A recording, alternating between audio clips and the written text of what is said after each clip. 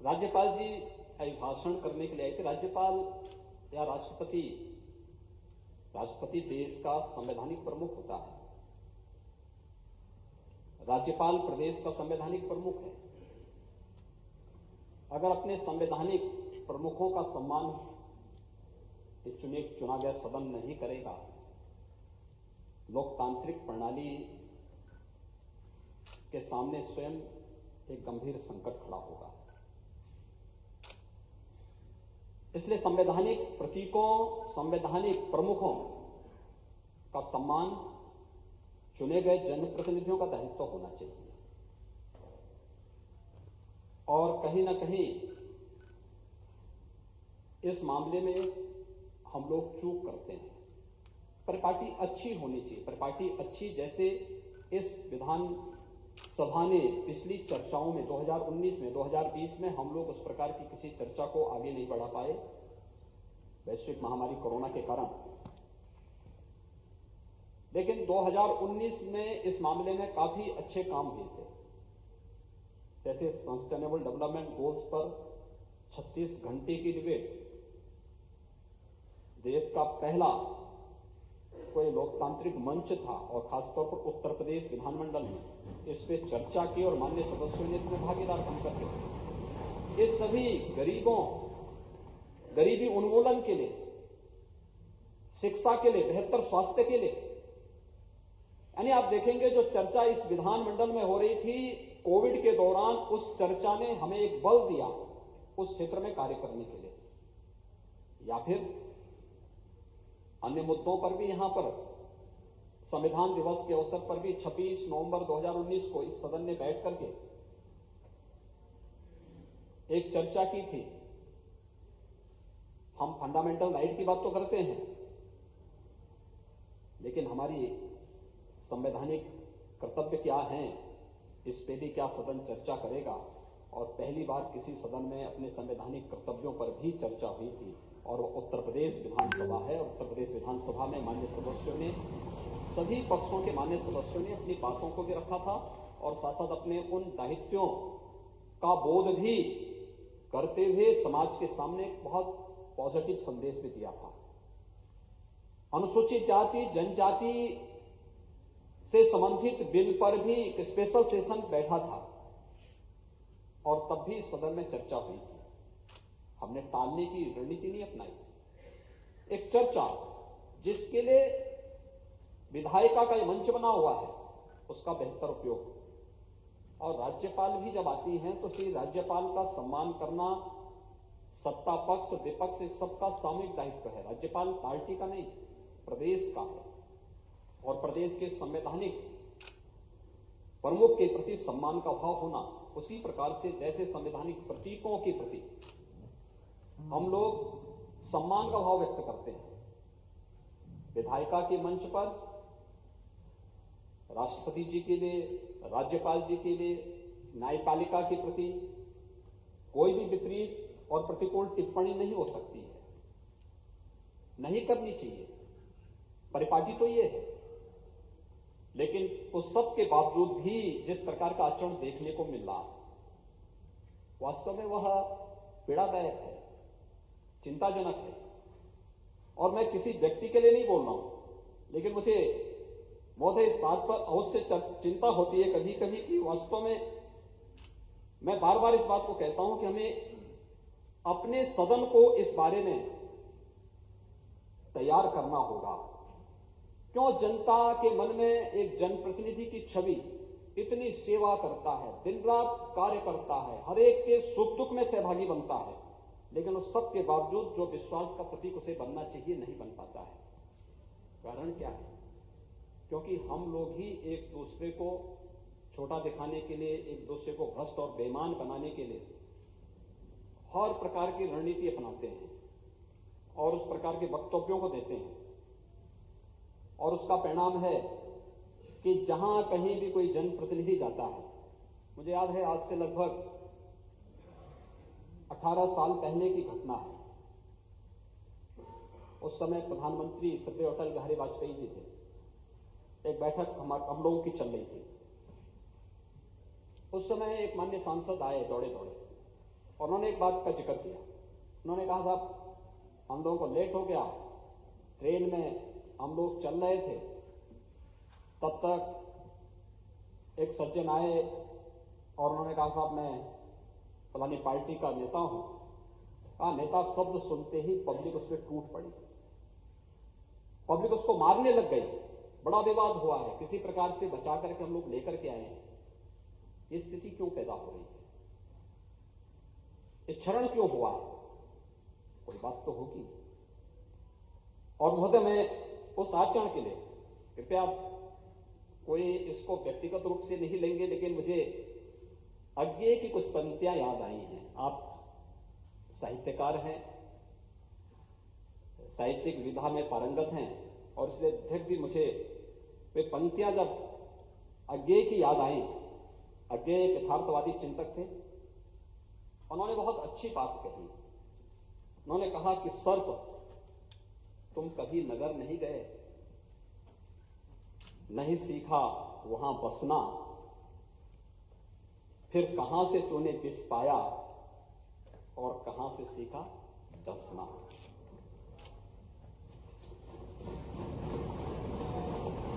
क्या हम अपने आचरण से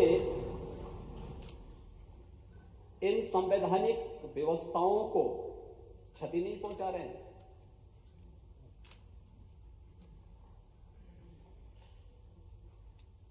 इस प्रदेश के संवैधानिक प्रमुख का अपमान नहीं था, या राज्यपाल जी के बारे में यहां पे टिप्पणी करना इस संवैधानिक प्रमुख का अपमान नहीं था।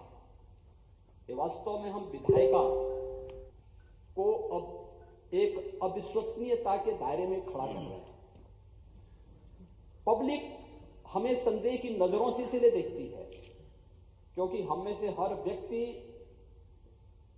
कहीं ना कहीं उसके दायरे में आ जाता है। फोटो तो सबका आता है, आ जाता है उसमें। भाई हम बोलेंगे कि उत्तर प्रदेश, आखिर यहां पे हम लोग एक तरफ मांग करते हैं कि सारी जितनी भी व्यवस्था हो इसका लाइव हो, लेकिन उसके बाद हमारे भाषण क्या होते हैं कि राज्य क्या क्या सत्ता पक्ष का ही है क्या? ये राज्य आपका नहीं है क्या? ये राज्य के प्रति क्या केवल किसी पक्ष का दायित्व है, आपका कोई दायित्व नहीं है क्या? जब आप लोग बोलते हैं कि उत्तर प्रदेश में सर्वाधिक अपराध हो रहा है, उत्तर प्रदेश में सर्वाधिक ऐसी घटनाएं घटित हो रही हैं, और एनसीआरबी की घटनाओं को तोड़ मरोड़ करके जब हम प्रस्तुत करते हैं तो देश और दुनिया के अंदर हम मैसेज क्या देते हैं, संदेश क्या देते हैं? और वही स्थिति थी, वो बड़ी पीड़ादायक स्थिति थी। राज्यपाल महोदया एक संवैधानिक प्रमुख और दूसरा महिला। अगर आप इसको परिपाटी मान लेते कि भाई संवैधानिक प्रमुख का हमें सम्मान करना है तो बहुत अच्छी बात होती है, लेकिन अगर वह नहीं होता तो कम से कम महिला के नाते तो सम्मान कर लेते। तब भी नहीं किया। एक नई परिपाटी बन गई है। और महोदय मैं तो आपसे भी इस बात की अनुरोध करूंगा, इस बात की अपील करूंगा कि कभी हमारी इस विधायिका को लोग ऐसा ना मान ले कि ये कोई ड्रामा कंपनी है, कोई लाल टोपी, कोई नीली टोपी, कोई पीली टोपी, कोई हरा टोपी पहन करके आकर के एक नई परिपाटी शुरू हो गई है। ऐसा तो कभी नहीं होता था, ड्रामा पार्टी में हम लोग देखते थे, लेकिन यहां पे एक नई परिपाटी शुरू हो जाती है। पता नहीं ये लोग घर में पहनते हैं कि नहीं पहनते हैं।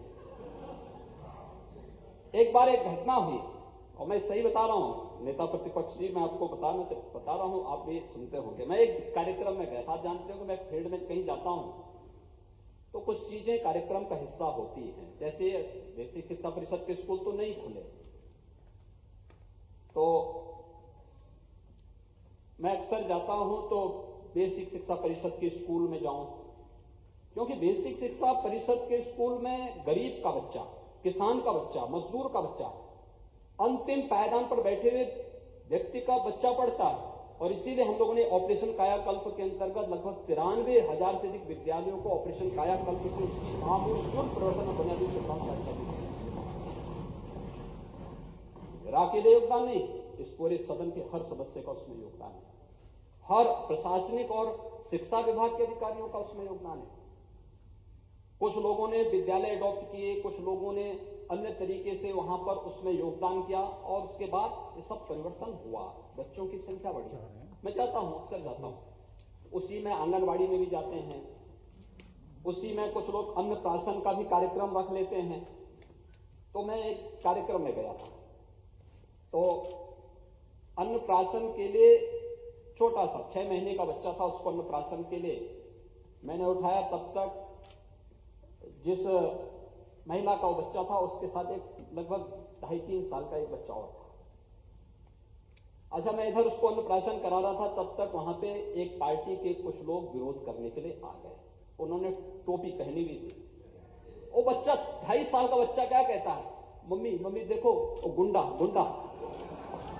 अब आप देखिए कि एक 2 साल 2.5 साल का बच्चा के मन में टोपी पहन करके आने वाले व्यक्ति के बारे में क्या धारणा है। वो अपनी मां से चिपक करके कहता है कि मम्मी मम्मी देखो गुंडा गुंडा। यानी ये धारणा सामान्य रूप से बन चुकी है। और इसीलिए मैं अपील करूंगा नेता प्रतिपक्ष, आप पगड़ी पहन करके आते तो अच्छा लगता, गांव का साफा पहन करके आते तो मैं उसका अभिनंदन करता। लेकिन कम से कम आप तो वास्तव में उस यथार्थवादी परंपरा के बहुत सशक्त हस्ताक्षर रहे हैं जिसने समाजवादी आंदोलन को ईमानदारी के साथ आगे बढ़ाने का कार्य किया था। स्वर्गीय चंद्रशेखर जी ने उस अभियान को बहुत अच्छे ढंग से आगे बढ़ाने का प्रयास किया। बलिया की धरती उसके लिए जानी जाती है और आपको कम से कम इसको परहेज करना चाहिए इस प्रकार की चीजों से। बाकी अन्य लोग क्या कर रहे हैं और उनकी सोच है, और इस उम्र में ये सब शोभा नहीं देता।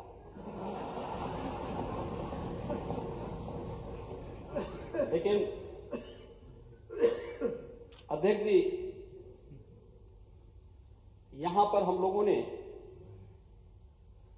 राज्यपाल जी के भाषण को यहां पर फिर भी कोविड के प्रबंधन के दौरान उसके प्रोटोकॉल का पालन करते हुए 48 सदस्यों ने इसमें भागीदार बनकर के इस चर्चा को आगे बढ़ाया है और माननीय राज्यपाल जी के प्रति धन्यवाद कि इस प्रस्ताव का समर्थन किया है या अपने तरीके से इस चर्चा में भागीदारी की है।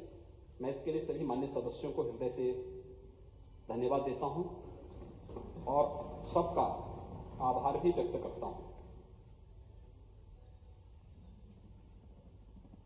कई मुद्दे आए हैं, नेता प्रतिपक्ष तक बोलते हैं तो फिर उनकी अपनी एक वो होती है। बलिया यहां से सीधे नहीं जाना चाहते और बलिया का रास्ता भी अपनाते हैं कि यहां से आगरा, आगरा से फिर जयपुर, जयपुर से घूम करके आएंगे दिल्ली, दिल्ली से फिर वो वाराणसी, वाराणसी से फिर फिर बिहार, पटना, पटना होकर के फिर आते हैं। उनका सीधा रास्ता नहीं, सीधा रास्ता यहां से वो गोरखपुर होते हुए जा सकते थे, यहां से मऊ होते हुए भी जा सकते हैं, लेकिन नहीं जाएंगे। पता नहीं बीच में अयोध्या जाने में डर लगता होगा।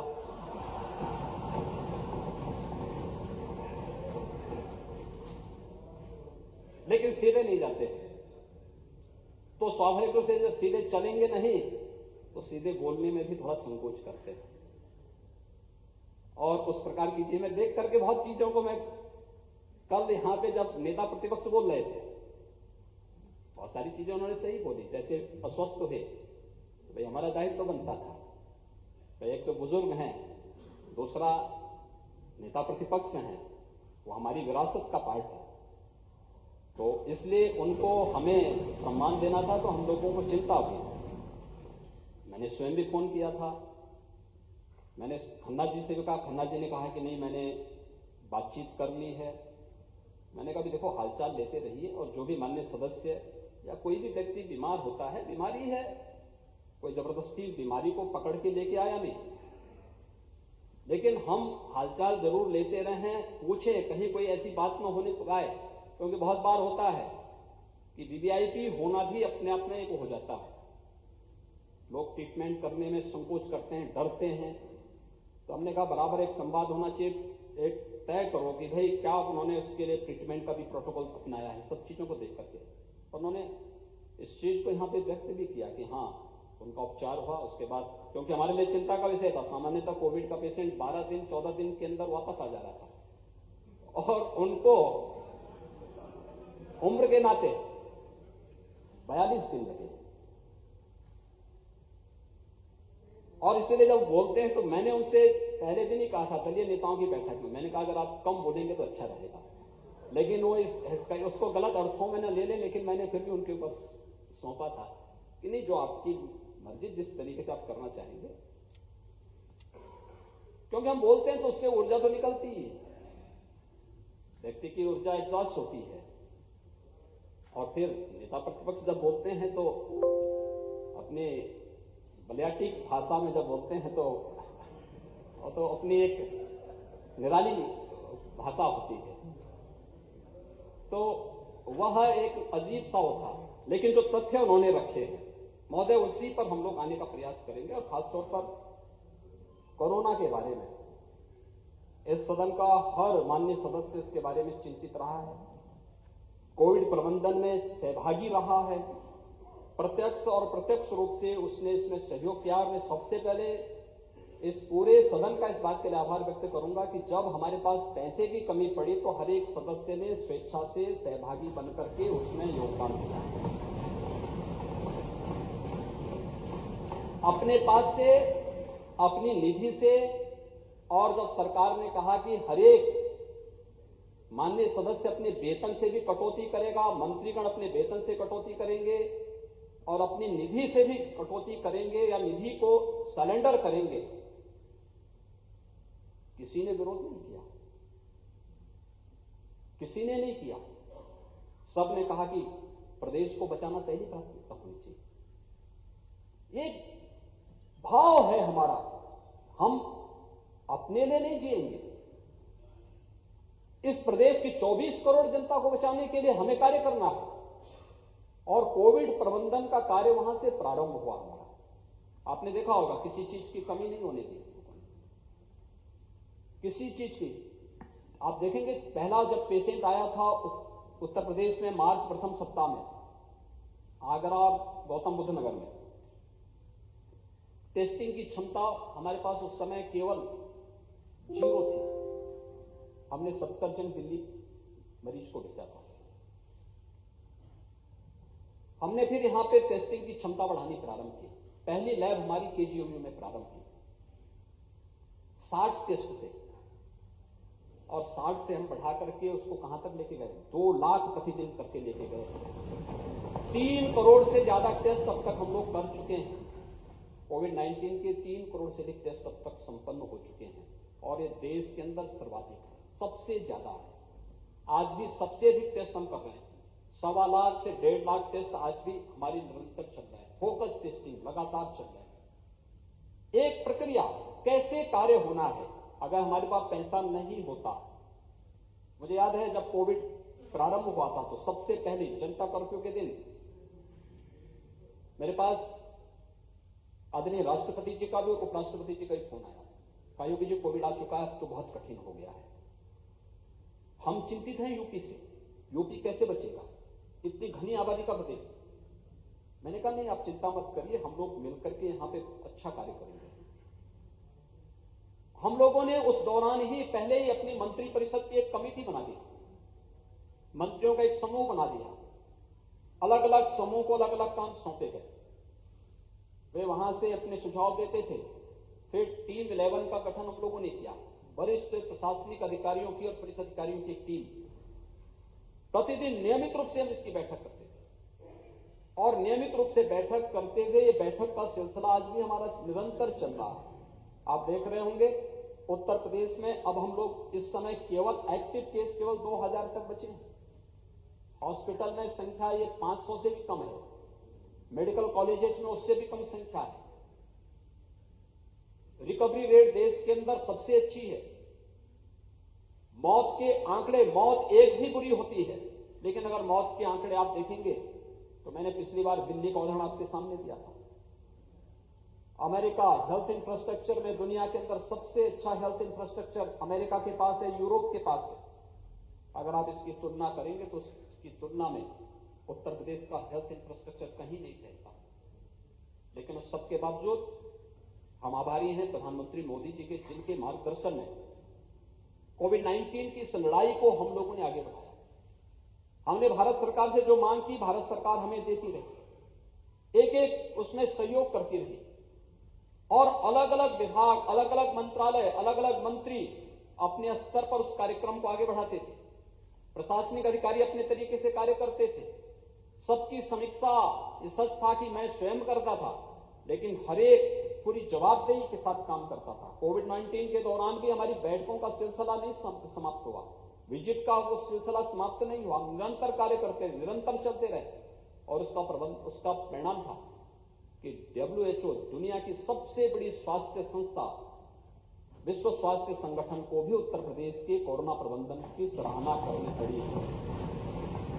कोरोना प्रबंधन के लिए उत्तर प्रदेश की सराहना उत्तर प्रदेश के 24 करोड़ लोगों का सम्मान है, उनके दिए गए योगदान का सम्मान है। उन सभी दानदाताओं का जिन्होंने कोविड प्रबंधन में अपना योगदान किया, सदन के माननीय सदस्यों ने किया, तमाम व्यापारिक संगठनों ने, औद्योगिक संगठनों ने भी किया, सामान्य नागरिकों ने भी किया। कोविड के दौरान लखनऊ की एक ऐसी वृद्ध महिला मेरे पास आई थी। उन्होंने कहा कि मैं कोविड को दान देने के लिए आना चाहती हूं। उम्र ज्यादा थी, हाई रिस्क कैटेगरी में होने के नाते मैंने उनको 2-3 बार मना किया। मैंने कहा नहीं, आप मत आइए, और जब आप स्वस्थ हो जाएंगे तब आप दान दे देना। कहा नहीं, मुझे तो देना है। मैंने एक दिन एक स्पेशल व्यवस्था उनके लिए की, वो आई मिलने के लिए। अब आश्चर्य करेंगे, उन्होंने कहा कि देखिए मेरे पास एक मकान है और मेरे जीवन भर की एक पूंजी है, पूरी जीवन भर की पूंजी को और मकान को, उसने कहा साहब मैं एक कोरोना के उपचार के लिए दान देना चाहती हूं। तो मैंने कहा माता जी आप पैसा तो दे दीजिए, लेकिन मकान अपने पास रखिए, मकान लेके सरकार क्या करेगी। उसने कहा नहीं, मैंने कहा नहीं, आप उस मकान पे आप ही रहिए, मकान आप ही के नाम पे रहेगा। पूरी पूंजी उन्होंने अपने इस प्रबंधन के लिए दी। ऐसे अनगिनत लोग थे जिन्होंने हमें दिया, जिसका परिणाम था हमने 0 से लेके 2 लाख तक टेस्टिंग क्षमता को बढ़ाया। उत्तर प्रदेश जैसे राज्य में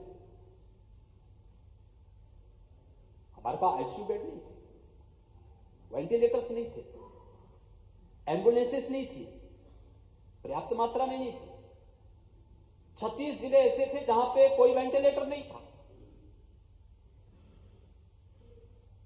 हमारे पास कोविड के उपचार के लिए आइसोलेशन बेड्स की कमी थी। हम उसको बढ़ाते बढ़ाते 1.5 लाख तक लेके गए। 1.5 लाख बेड कोविड हॉस्पिटल में, हर जिले में वेंटिलेटर्स उपलब्ध कराए गए, HFNC उपलब्ध कराई गई। यहां पे हम चर्चा कर रहे थे कि पीपी किट का घोटाला हुआ, पल्स ऑक्सीमीटर और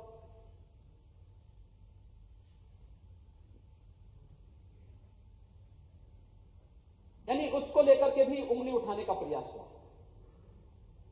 महोदय, मुझे लगता है कि एक आरोप आप लगा सकते हैं, लेकिन एक पाप होगा जब हम एक महामारी से जूझ रहे हैं और तब कोई व्यक्ति बोले पीपी किट की अधिकतर सप्लाई है भारत सरकार की संस्था ने किया HLL में, और यहां पे हम उनकी गुणवत्ता की जांच करवाते थे। इसमें इसकी गुणवत्ता की जांच होती थी। गुणवत्ता की जांच करने के बाद तब हम उसको हॉस्पिटल में उपलब्ध करवाते थे, और इसमें भी हम लोगों ने तमाम संस्थाओं को जोड़ा था कि ऐसा ना हो कि हमारा जो डॉक्टर है या जो हमारा हेल्थ वर्कर है, अगर हम घटिया पीपी किट देंगे तो वह एक कोरोना कैरियर का काम कर लेगा। और इसके लिए हम लोगों ने इसको बहुत सख्ती के साथ रोका कि नहीं, हम हर एक स्तर पर इसकी जांच करेंगे, और जांच करवाने के बाद ही फिर हम लोगों ने इस कार्यक्रम को आगे बढ़ाने का कार्य किया। इसमें अलग अलग संस्थाओं से हम लोगों ने इसकी जांच कराई। खासतौर पर यहां पर जो हमारी जांच करने वाली संस्थाएं थी, इसमें हमने एसजीपीजीआई को भी, आईआईटी कानपुर को भी इसके साथ जोड़ा था, केजीएमयू के विशेषज्ञों को भी इसके साथ जोड़ा था, और इसके साथ ही हम लोगों ने जो भी यहां पर प्रदेश के अंदर इसके बारे में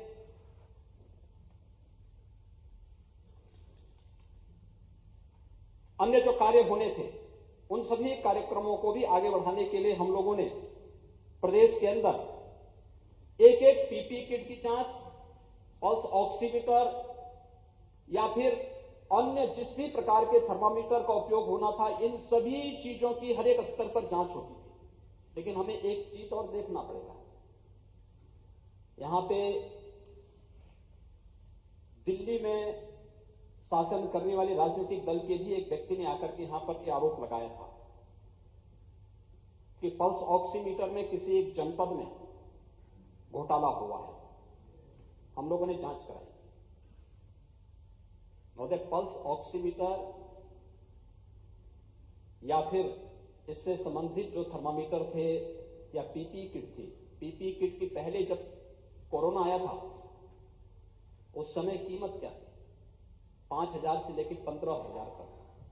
और यही पीपी किट जब हम लोगों ने प्रदेश के अंदर उत्पादन करना प्रारंभ किया, कई लगभग 200 से अधिक यूनिट हम लोगों ने इसके लिए तैयार की, तो यही पीपी किट हमें 250 रुपए से लेकर 500 रुपए में भी पड़ती है। ये मार्केट का डिमांड एंड सप्लाई का नियम भी है।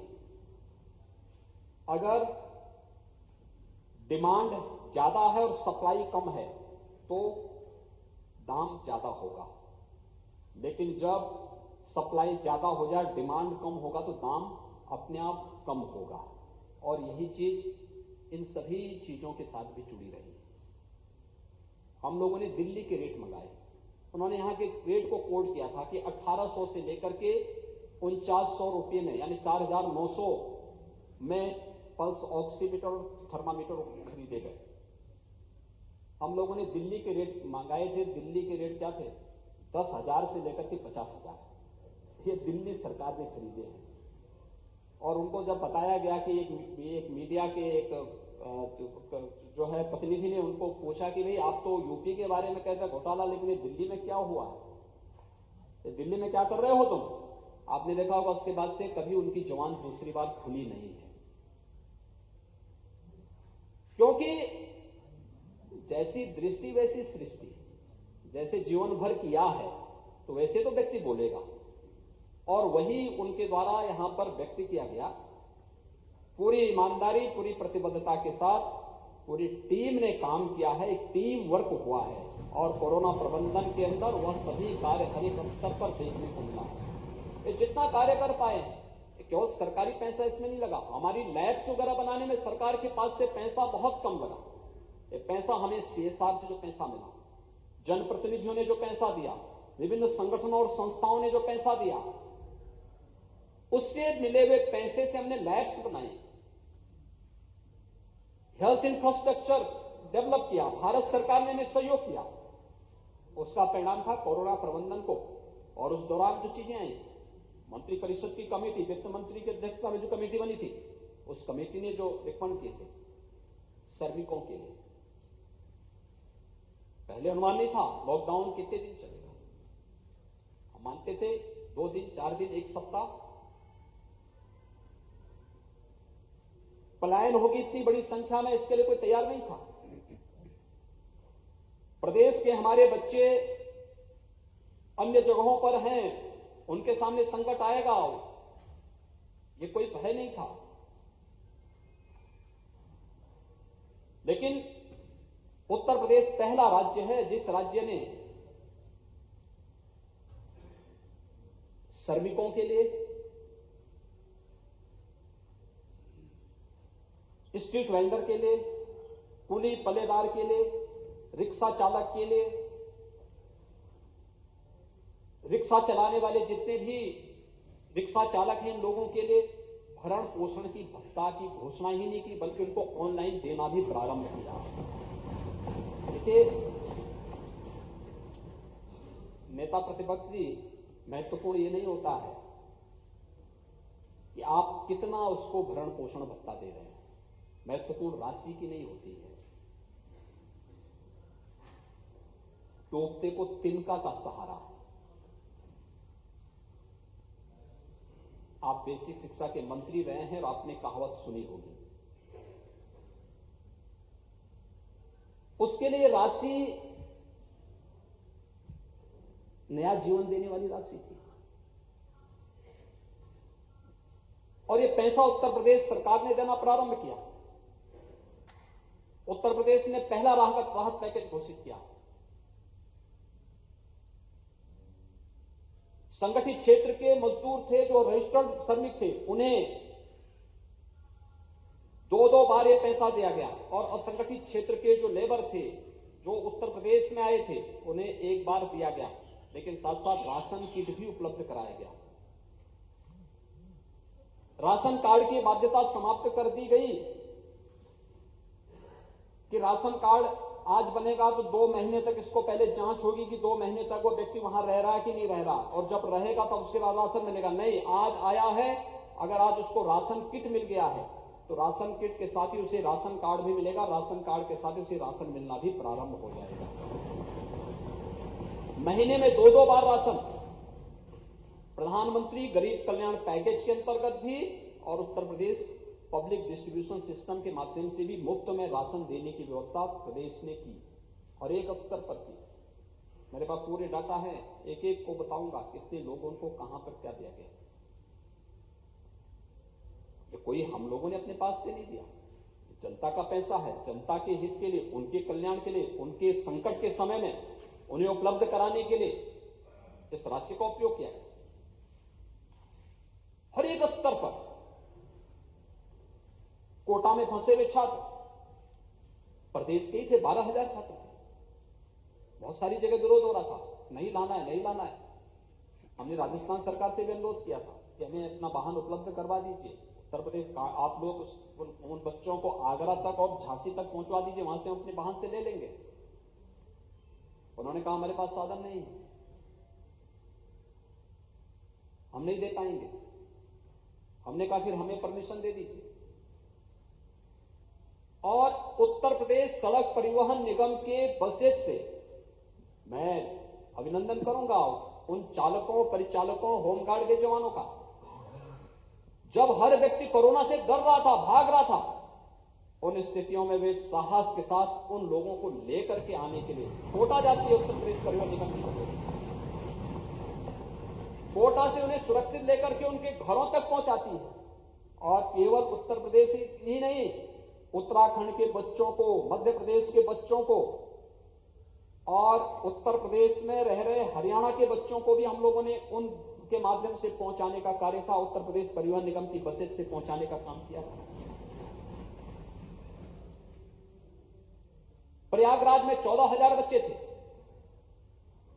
उनको भी हम लोगों ने सुरक्षित पहुंचाने का काम किया, घर तक पहुंचाने का काम किया, हर एक व्यक्ति को पहुंचाने को। जहां पे जिसने राहत की मांग की, पूरी मशीनरी लगी हुई थी। हर एक स्तर पर कम्युनिटी किचन की व्यवस्था कोई कल्पना करता है? कभी जाकर के देखो, राहत आयुक्त कार्यालय में स्क्रीन लगी है, एक एक जिले की स्क्रीन, जैसे स्क्रीन सामने लगी ऐसी बड़ी सी, इससे भी डबल स्क्रीन है। हर एक जिले के अंदर कहां पे किचन में क्या हो रहा है, लखनऊ में बैठे बैठे हम लोग देख सकते हैं। टेक्नोलॉजी का बेहतर उपयोग करते हुए कम्युनिटी किचन के माध्यम से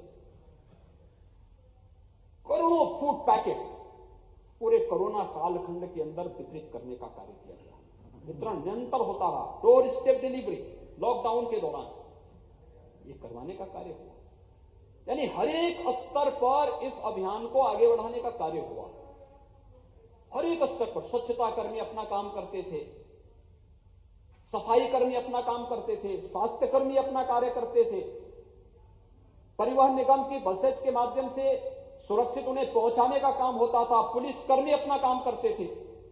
पुलिस का मानवीय चेहरा भी सामने आया। जब लॉकडाउन प्रारंभ हुआ, कौन करेगा? डोर स्टेप डिलीवरी PRB 112 ने किया। घर घर तक खाद्यान्न पहुंचाना, दवा पहुंचाना, आवश्यक वस्तुओं को उपलब्ध कराने का काम ये पुलिस कर्मियों ने किया, पुलिस की पीआरबी 112 ने किया। ये सभी कार्य हुए और पूरी प्रतिबद्धता के साथ हुए। निरंतर मैं स्वयं इसकी समीक्षा करता था, सुबह शाम समीक्षा करता था। ये कार्यक्रम निरंतर कर किए गए, हर व्यक्ति अपने स्तर पर लगा था और हर एक स्तर पर यह भाव था कि प्रदेश को बचाना है, हर हाल में बचाना है। और ये जो भाव था उसका परिणाम था कि कोरोना प्रबंधन में उत्तर प्रदेश देश के अंदर अग्रणी रहा, बेहतर परिणाम देने में सफल रहा। 40 लाख माइग्रेंट लेबर के बारे में कोई सोच सकता है? 40 लाख तो उत्तर प्रदेश के थे और उत्तर प्रदेश से गए थे लगभग 1 करोड़। जो 40 लाख यूपी के थे, 60 लाख अन्य राज्यों के थे। बिहार का हर व्यक्ति उत्तर प्रदेश से उतर के गया। Jharkhand, Chhattisgarh, West Bengal, Assam, Orissa, north east से जुड़े हुए जितने लोग थे सभी उत्तर प्रदेश से होते हुए गए। और कहीं और जगह उसको भोजन मिलाओ ना मिलाओ, मैं नहीं कह सकता, ये तो वे लोग स्वयं व्यक्त करते हैं। उन राज्यों में जब कभी उनसे पूछो तो वो स्वयं इस बात को कहता है कि साहब हमें भोजन कहीं मिला तो उत्तर प्रदेश में मिला। और उत्तर प्रदेश में केवल हमने सरकारी उससे दिया हुआ ऐसा नहीं है। आप में से ज्यादातर जनप्रतिनिधि ने अलग अलग जगह लंगर लगाए थे। कहीं पे शासन की कम्युनिटी किचन था, कहीं पे स्वयंसेवी संगठनों ने लगाया था, कहीं पर अलग अलग राजनीतिक दलों ने अपने तरीके से कार्यक्रम बनाए थे। और जो भी आता था भोजन, पेयजल, फिर उसके लिए पैर में चप्पल नहीं तो चप्पल, और जो भी उसको आवश्यक सुविधाएं उपलब्ध करानी थी उसको उपलब्ध उत्तर प्रदेश में होता था। अन्य जगह यानी लॉकडाउन प्रारंभ होते दिल्ली के अंदर क्या हो गया था हर व्यक्ति जानता है। यूपी बिहार के बिजली पानी के कनेक्शन काट दिए गए थे, जबरदस्ती उन्हें बाहर करने का प्रयास हो रहा था। लेकिन हम लोगों ने कभी नहीं कहा कि हम नहीं आने दें। मैंने कहा ये तो हमारी ऊर्जा है भाई, ये हमारे लोग हैं और हम इन्हें सुरक्षा देंगे, हमें जो भी करना होगा।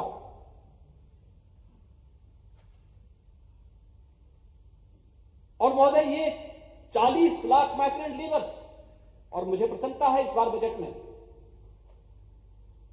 उसका प्रावधान भी हुआ है। बजट पर हम चर्चा करेंगे। और संगठित क्षेत्र के लोगों उनको भी भरण पोषण भत्ता भी दिया गया, 15 दिन का राशन किट भी दिया गया। और 15 दिन के राशन किट के साथ ही हम आभारी हैं प्रधानमंत्री मोदी जी का, जिन्होंने one nation one ration card यानी नेशनल पोर्टेबिलिटी के अंतर्गत राशन कार्ड को उत्तर प्रदेश का मजदूर अगर कहीं भी देश के अंदर है, अगर उसके पास राशन कार्ड है उत्तर प्रदेश का, तो उस राशन कार्ड से उस देश के अंदर कहीं भी राशन की सुविधा प्राप्त कर सकता है। उसके तहत भी ये सुविधा हम लोगों ने प्रदेश के अपने सभी लोगों को देना प्रारंभ किया है। और बजट में तो उन्हें सामाजिक और आर्थिक सुरक्षा की गारंटी मिल ही चुकी है। मुझे लगता है अब उत्तर प्रदेश के अंदर कोई भी मजदूर संगठित क्षेत्र हो या असंगठित क्षेत्र हो, दुर्भाग्य से हम लोग कभी नहीं चाहेंगे कि कोई भी इस प्रकार की आपदा कभी आए, लेकिन फिर भी आपदा किसी के नियंत्रण में नहीं होती है। लेकिन हम लोग मानसिक रूप से इसके लिए तैयार हैं। उत्तर प्रदेश का कोई भी मजदूर जिसको हम रजिस्टर्ड करेंगे वो देश या दुनिया में कहीं होगा, सामाजिक सुरक्षा भी हम उसको देंगे और स्वास्थ्य बीमा का कवर भी हम उसको उपलब्ध कराने जा रहे हैं। यानी ये चीजें पहले भी हो सकती थी, पहले भी हो सकती थी। और कोविड प्रबंधन एक नया अनुभव था हमारे सामने। कोविड प्रबंधन बेहतरीन तरीके से इस कार्य को आगे बढ़ाया गया। महोदय, कोविड प्रबंधन का जो कार्य प्रदेश के अंदर हुआ है, ये इसके बारे में भी जो चीजें की गई, मैं इस बारे में कह सकता हूं कि वो ठीक है, समाचार पत्रों में छपने के लिए, मीडिया में छपने के लिए, मीडिया की सुर्खियों को बनाए रखने के लिए आप किसी पे कोई टिप्पणी कर सकते हैं, लेकिन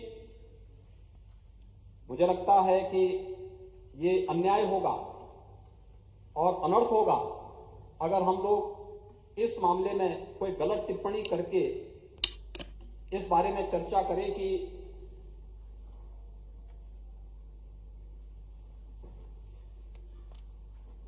पल्स ऑक्सीमीटर या किसी पीपीई किट को लेकर के या किसी अन्य लॉजिस्टिक को लेकर के किसी भी प्रकार की कोई अन्य बातें आती हैं। मुझे लगता है कि ये चीजें क्योंकि चाहे वह पीपीई किट हो, ग्लव्स हो, मास्क हो, सैनिटाइजर हो, सैनिटाइजर में तो गन्ना विभाग ने सैनिटाइजर आप यानी शुरुआत में जो 100 ml का सैनिटाइजर था 500 रुपए तक पहुंच गया था, 600 रुपया तक पहुंच रहा था। और बाद में गन्ना विभाग ने सभी डिस्टिलरीज में सभी चीनी मिलों को इस बारे में कहा कि नहीं, वहां पे सैनिटाइजर पर्याप्त मात्रा में बनाया जाए। और सैनिटाइजर इतना बड़े पैमाने पर उत्तर प्रदेश ने 27 राज्यों को सैनिटाइजर उपलब्ध कराया, 27 राज्यों को।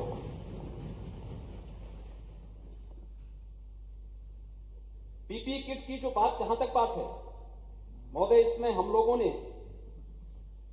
जो भारत सरकार के द्वारा अधिकृत जो प्रयोगशालाएं हैं, small arms factory Kanpur, ordnance factory Kanpur, Muradnagar, NITRA Ghaziabad एवं सेट्रा कोयम्बटूर से इसकी निरंतर जांच कराई गई और जांच कराने के बाद ही उस पीपीई किट को या ग्लव्स को, मास्क को, उसी को हम लोगों ने फिर उपयोग के लिए स्वास्थ्य कर्मियों को उपलब्ध करवाया।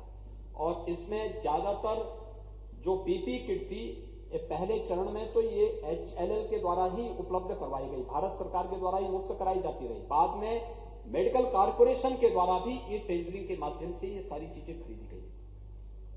इसमें कहीं भी किसी भी प्रकार की कोई गुंजाइश न भ्रष्टाचार की थी, न किसी प्रकार की गुंजाइश है। हम लोगों ने ग्रामीण क्षेत्र में भी हर एक ग्राम पंचायत को जब बड़े पैमाने पे लोग आने लग गए, प्रवासी कामगार और श्रमिक आने लग गए, तो उन प्रवासी कामगार और श्रमिकों के लिए भी हम लोगों ने जांच की व्यवस्था के लिए हर ग्राम पंचायत से कहा गया कि आप पल्स ऑक्सीमीटर, थर्मामीटर या अन्य जो भी आवश्यक चीजें हैं इनको आप अपने स्तर पर वहां पर गांव में खरीदिए, क्योंकि इतने लार्ज स्केल में मिल नहीं सकता है, मिल नहीं पाएगा, हमें तत्काल इसकी आवश्यकता पड़ेगी। वहां पे स्थानीय स्तर पर एक तो उनको उपकरण खरीदने थे, वो ग्राम पंचायत निधि से उन्होंने खरीदी थी। जहां पे सामूहिक रूप से ला सकते थे उन्होंने सामूहिक रूप से भी उसको मंगाया, जिला प्रशासन ने मंगाया होगा। लेकिन रेट जो भी थे वो अगर आप देखेंगे तो मैंने जो बताया कि पल्स ऑक्सीमीटर आपको 1100 का भी मिल सकता है और 50,000 का भी उसकी कीमत है। वो तो आप जिस चीज को जिस प्रकार की चाहेंगे, मोबाइल फोन के आपका स्मार्टफोन 2000 रुपए का भी है और 2 लाख रुपए का भी है। आप जिसको पसंद करेंगे, जो आपकी क्षमता है उसके अनुरूप आप उसको क्रय कर सकते हैं, उसके अनुरूप आप उसको ले सकते हैं। और ये चीज यहां पर हम लोगों को वहां पे भी देखने को मिला और इस पे ये कार्य यहां पर हुआ। बहुत सारी संस्थाओं ने, बैंकों ने, अन्य संस्थाओं ने हमें एम्बुलेंस भी उपलब्ध कराई, लाइफ सपोर्ट एम्बुलेंस उपलब्ध कराई। इसका भी हम लोगों ने प्रदेश के अंदर बेहतर उपयोग इसके माध्यम से किया। कॉन्टैक्ट ट्रेसिंग का कार्य बेहतरीन तरीके से हुआ। प्रदेश में integrated command and control centre हर एक जनपद में बनाए गए। सीएम हेल्पलाइन का बेहतरीन उपयोग किया गया। जो भी पेशेंट हॉस्पिटल में भर्ती होता था या होम आइसोलेशन में था, सीएम हेल्पलाइन से उसके पास फोन जरूर गई होगी, क्योंकि उसकी मैं स्वयं भी समीक्षा करता था कि सीएम हेल्पलाइन के कितने लोगों को फोन किया गया, मेडिकल कॉलेजेस में कितने लोग थे। चिकित्सा शिक्षा मंत्री खन्ना जी स्वयं इसकी चर्चा उसकी समीक्षा करते थे। स्वास्थ्य केंद्रों में कितने हैं, स्वास्थ्य मंत्री, स्वास्थ्य राज्य मंत्री उसकी स्वयं समीक्षा करते थे। ये सारी चीजें, और फिर अगले दिन मैं स्वयं हर दिन इसकी स्वयं की समीक्षा करता था। इसलिए बहुत है, एक महामारी के खिलाफ प्रदेश के द्वारा चलाया गया इस बृहद अभियान को आदरणीय प्रधानमंत्री जी के मार्गदर्शन में हम लोगों ने सफलतापूर्वक उसका मुकाबला किया। मैं आभारी हूं आदरणीय प्रधानमंत्री जी का कोविड प्रबंधन में मार्गदर्शन करने के लिए और 2 स्वदेशी वैक्सीन को भारत को उपलब्ध करवाने के लिए। दुनिया के तमाम बड़े बड़े देश हैं, एक वैक्सीन बामुश्किल बना पाए, भारत 2 स्वदेशी वैक्सीन दिया है। और 2 स्वदेशी वैक्सीन ही नहीं दिया, 2 नए और आने वाले हैं। उत्तर प्रदेश में अब तक लगभग मेरा अनुमान है 15 लाख के आसपास लोगों को ये वैक्सीन लग चुके हैं। फेज वाइज सबको वैक्सीन देने की प्रक्रिया चल रही है अनुशासित ढंग से, कहीं कोई दिक्कत नहीं, कहीं कोई समस्या नहीं, किसी प्रकार की कोई समस्या किसी के सामने नहीं। और ये वैक्सीन भारत सरकार निःशुल्क उपलब्ध करा रही है और भारत के लिए ही नहीं, दुनिया के अपने मित्र देशों को भी वैक्सीन देने का काम भारत कर रहा है। यह है नया भारत। कुछ लोगों को भारत की प्रगति बहुत अच्छी नहीं लगती। मैं एक राष्ट्रीय पार्टी के एक नेता का एक वक्तव्य सुन रहा था। उत्तर प्रदेश ने उनको कई बार सांसद बनाया। हाँ, जो जाकर के उत्तर प्रदेश के लोगों की खिल्ली उड़ा रहे हैं केरल में जाकर के, बांटने का कार्य कर रहे हैं। और किससे? अमेरिकन छात्रों से बातचीत करते हैं। वो इससे पहले भी कर चुके हैं। या तो आदत ही ऐसी है या फिर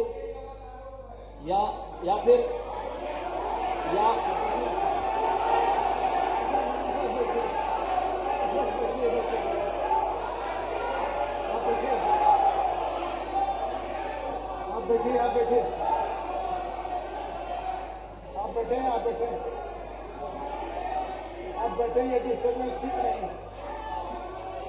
आप बैठे, आप बैठे, कृपया बैठे। जब सभी पार्टियों के नेता बोले मान्यवर, तो इधर आराम से जितना चाहा दूसरे बोला और सबने आराम से बोला मान्यवर। ये डिस्टर्बेंस किसी को नहीं, बिल्कुल नहीं मान्यवर, ये तरीका ठीक नहीं है।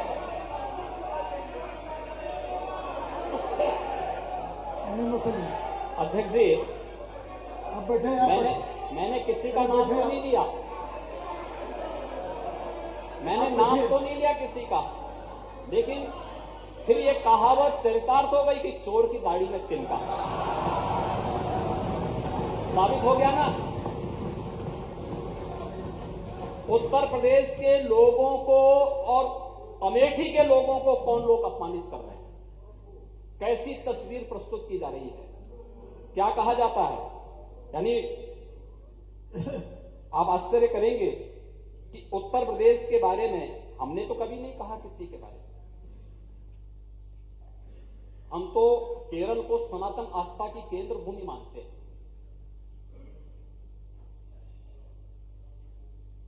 अभी मैं 3 दिन पहले केरल गया था, मैंने उस धरती को नमन किया। आदि शंकराचार्य, भारत की सनातन परंपरा में आदि शंकराचार्य केरल में ही जन्मे थे। देश के 4 कोनों में उन्होंने 4 पीठों की स्थापना की थी। भारत की सांस्कृतिक एकता का संदेश आज से सैकड़ों वर्ष पहले आदि शंकराचार्य ने इन 4 पीठों के माध्यम से दे दिया था।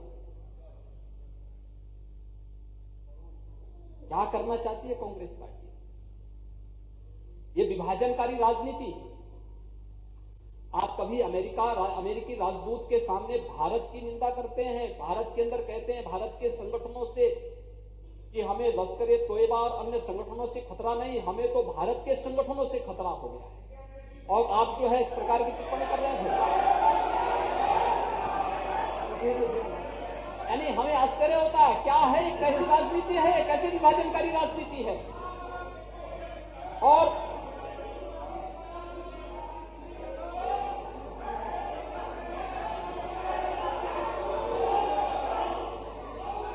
ये कैसा राजनीतिक संस्कार है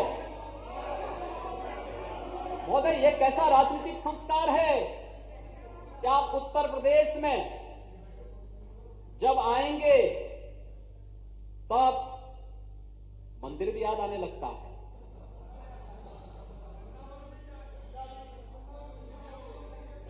तब कहेंगे कि वृंदावन को बचाओ। वृंदावन आप क्या बचाएंगे उसको? अरे वो तो भगवान कृष्ण की लीला भूमि है, वो सनातन भूमि है भाई।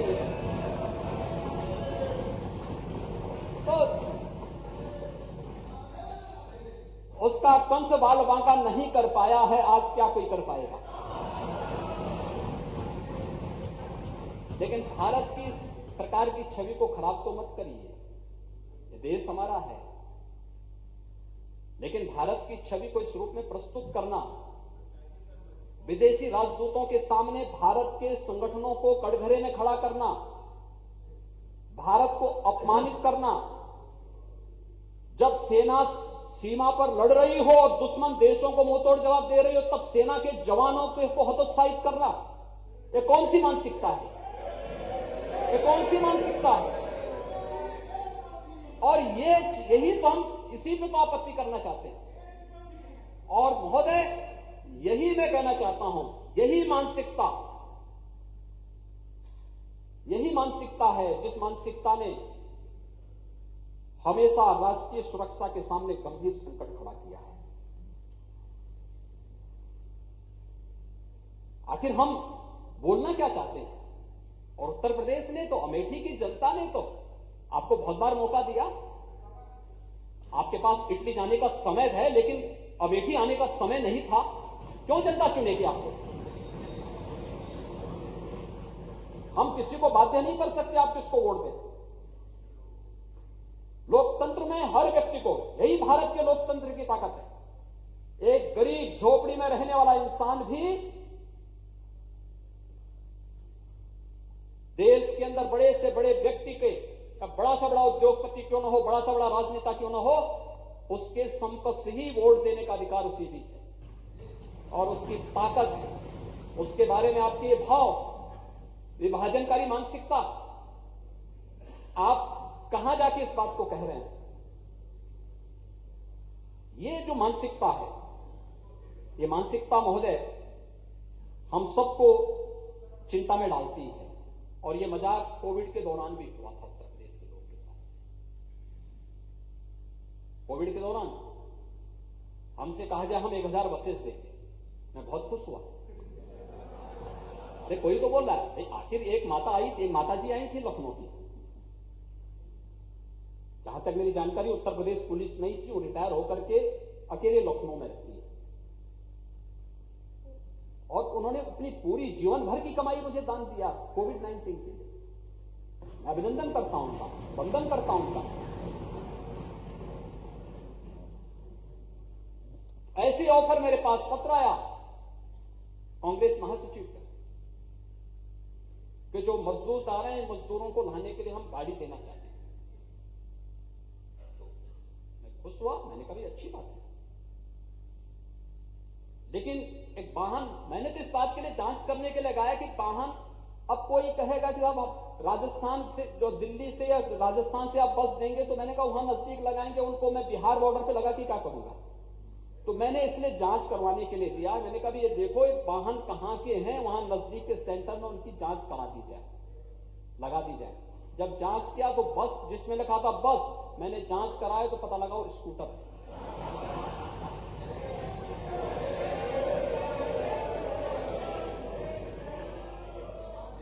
डबल डेकर बस लिखा है, पता लगा कि जब जांच कराए तो पता लगा वो 3 व्हीलर है। और जब फिर इसकी और जांच कराई गई तो पता लगा कि इसमें से तो आधे वाहन ऐसे हैं जो स्क्रैप में जा चुके हैं, कंडेम है। ये मजाक नहीं है, उत्तर प्रदेश के लोगों के साथ तो क्या है?